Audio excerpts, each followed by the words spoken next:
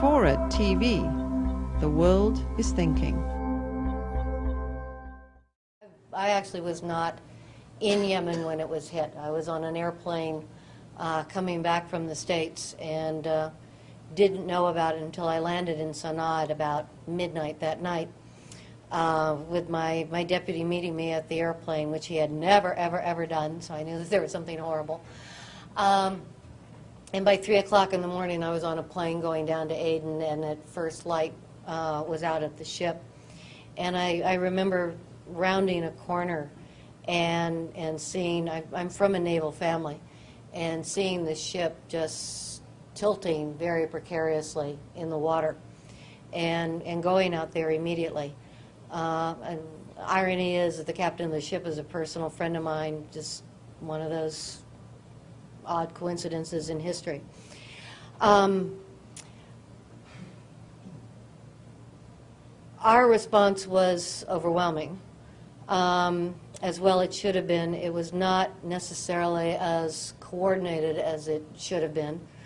And it took us a long time to kind of get ourselves straightened out and organized so that we could do it, that we could focus on and fulfill what were the 4 missions that we had in the aftermath of the bombing. And we had them plastered all over the walls, all over the place. It was the recovery of the ship and its crew, force protection, the protection of all the Americans who had come into Aden to manage this. We went from no Americans stationed in Aden at all to about 300 in less than a week. And so we had a huge just management problem, housing problem. A joint investigation. Louis Freeh showed up about 2 or 3 days after the bombing, and after a meeting with the president announced that we would have a joint investigation. And the overall U.S.-Yemeni diplomatic relationship. What my role was and what the challenge was how do you keep all of those in balance? They had to be done simultaneously. They were not in a strict priority order. As you are, recovering the remains and and securing the ship, there was also the reality that this was a crime scene. So there were some things that had to slow down in terms of remains in the ship so that the FBI could do its investigation. There were times when the FBI had to be kind of pulled back from some of the things they wanted to do in deference to the reality that we had 17 casualties that we had to take care of, and we had a ship that we had to keep literally from sinking. We had force protection issues. It's one thing to have everyone in the city out there trying to do the ship, the force protection, the investigation. Responsibility is to make sure that we don't have any more incidents. But that's a balance as well. There are things that had to be done in support of the ship that the force protection people had to adjust their, what I have found really in interagency, particularly overseas, is that agencies will have their, hopefully we all have the same idea of the goals, but they will have their mandates and mission and what they think they need to do in a very pure sense. They will have their way of going about it that is in a very pure sense. If everything else was perfect, this is how they would want to do it.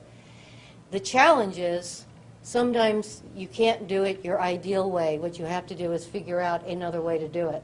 And the ambassador's role is to sometimes have to go to agency heads and say, I know what you want, tell me what you need. And those sometimes can be different. I know where you want to go, but the way you want to get there is going to be self-defeating to other missions that are equally important and may even be self-defeating to your own mission. Let me work with you to find another way to get there.